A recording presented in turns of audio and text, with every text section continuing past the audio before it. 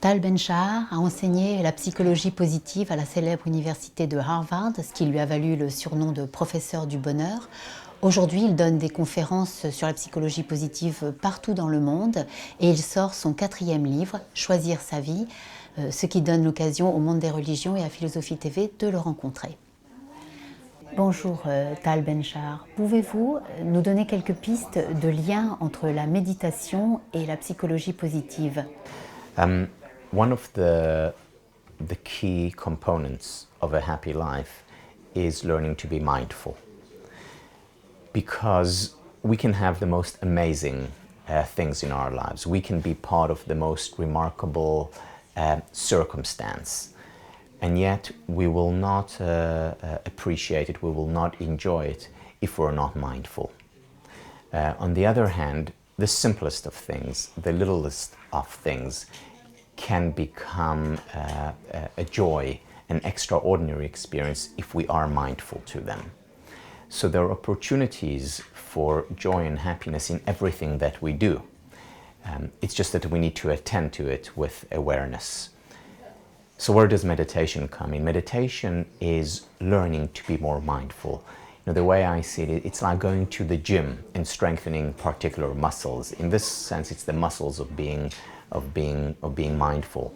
So if I practice meditation for 15 minutes a day even, I'm much more likely to be present when I eat. I'm much more likely to be present when I interact with a friend. So meditation is the practice. It prepares us to derive more from life, to be able to experience more joy in our everyday experiences. Pensez-vous que la méditation soit une aide à développer plus de gentillesse pour soi, pour les autres, plus de respect également?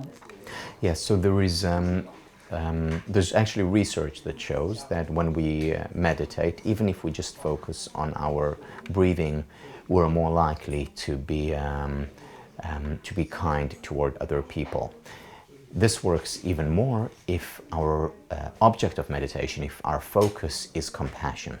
So there's research showing that when we focus on being compassionate, on what meditators call loving kindness, we are more likely to actually behave kindly and compassionately toward other people. So it's not just a theoretical reflection of compassion, it actually leads to more compassionate action. I have a practice which includes two parts. One part is sitting meditation and the second is yoga. And I actually got into yoga in particular because I had back problems. I wasn't meditating, but then many people recommended that I do yoga to help my back. And I started doing it, and it didn't just help my back, it helped my life. And as a result, I went to a teacher training course in order to improve my practice of yoga. And now I have a meditation or a yoga practice daily. Vous écrivez « Il est temps de regagner ou de réhabiliter l'estime de soi, de regagner le droit à s'aimer soi-même ». Pouvez-vous nous en dire plus? When the Dalai Lama first visited the West, one of the greatest surprises for him was that in the West, so many people dislike themselves, because in much of Eastern philosophy, certainly in Tibetan Buddhism, the love for other and love for self are two sides of the same coin. So the word in Tibetan for compassion is tsewe, and tsewe means love of other and love of self, caring for the other and caring for the selves. And they are two sides of the same coin. And today we have the research to show the connection. So we, for example, know that if we increase positive emotions in ourselves, in other words, if we help ourselves become happier, we're much more inclined to help others, to do good for others. The two are connected. On the other hand, if we mistreat ourselves, we're also more likely to mistreat others. The problem in our culture today is that self-love, self-compassion has been given a bad name. So if you look the word up in the dictionary, if you look up selfishness, it's equated with evil. Well, selfishness can be evil if I hurt other people, but we can also help ourselves and help other people as being both ways of making our world a better place. They're not antagonistic, they're two sides of the same coin. Vous citez dans votre livre Nathaniel Branden qui dit « Self-concept is destiny ». Et dans le livre, c'est traduit par « s'estimer, c'est se destiner ». Est-ce que vous pouvez nous commenter cette phrase? Nathaniel Branden is considered the father of the self-esteem movement in the United States. And he talked about how what we think of ourselves becomes our future. So if we believe in ourselves, if we think that we can do well, we're much more likely to do well than if we think that we either we're not worthy of doing well or that we cannot do well. You know, it's very often, and we see it in Chinese philosophy in general, about the connection between yin and yang. And it applies, for example, to the whole idea of self-esteem. So if you think about it, the person with a high self-esteem will not come into the room and be a narcissist and show off and be loud. The person with high self-esteem, truly high self-esteem, will be very humble, will be very quiet.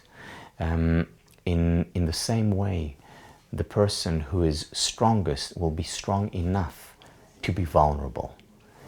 So it's the two that go together. They're not opposites. Just like the self and others, we're not opposites. Helping ourselves is helping others. It's when I become stronger that I'm able to become more vulnerable. It's when my self-esteem increases that I can be more humble. Vous employez à plusieurs reprises dans votre livre deux mots qui me rappellent beaucoup la méditation, le silence et la solitude. Est-ce que vous voudriez bien commenter ces deux mots pour nous?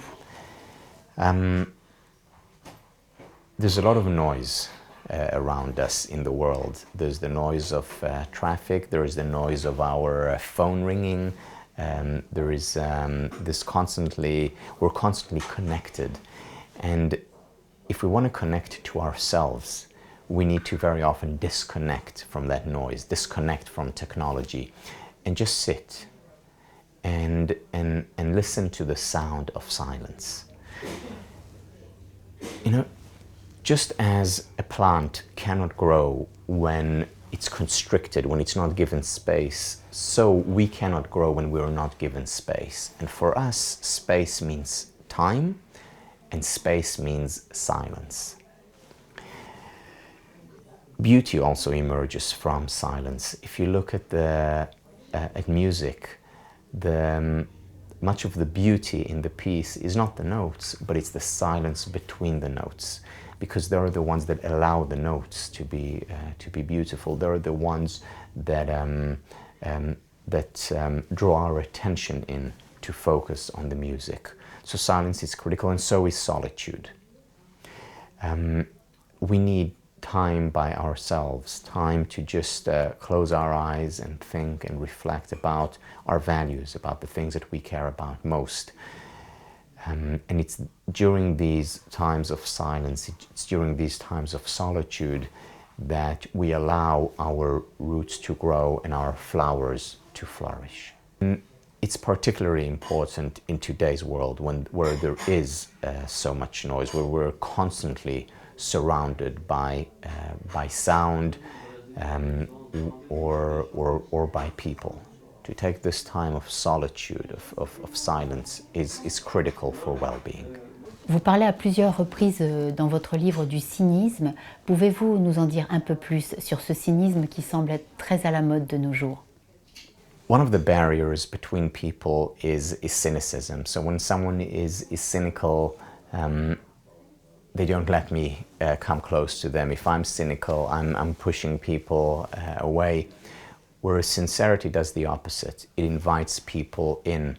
It makes us more vulnerable, but at the same time, it also makes us more open and open to other people, open to relationships, open to joy.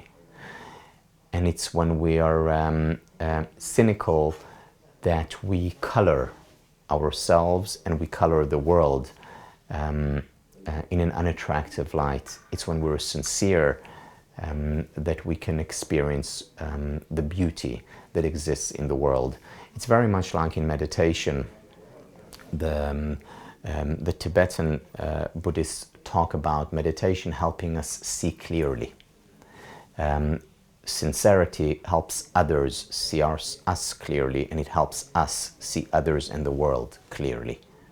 Votre livre est né d'un long travail sur la psychologie positive. Néanmoins, on sent tout au long de l'ouvrage de très fortes racines spirituelles, ancrées dans une manière spirituelle de voir le monde. Est-ce que vous pouvez nous en parler un peu? Yes, there's a very strong link between positive psychology and spirituality. In fact, it's probably impossible to lead a happy life, to fulfill our potential for happiness without our life including a very strong spiritual component. In fact, the way I've been looking at happiness over the last few years is through the lens of what I've come to call whole being, which is a term that comprises two parts, whole person and well-being.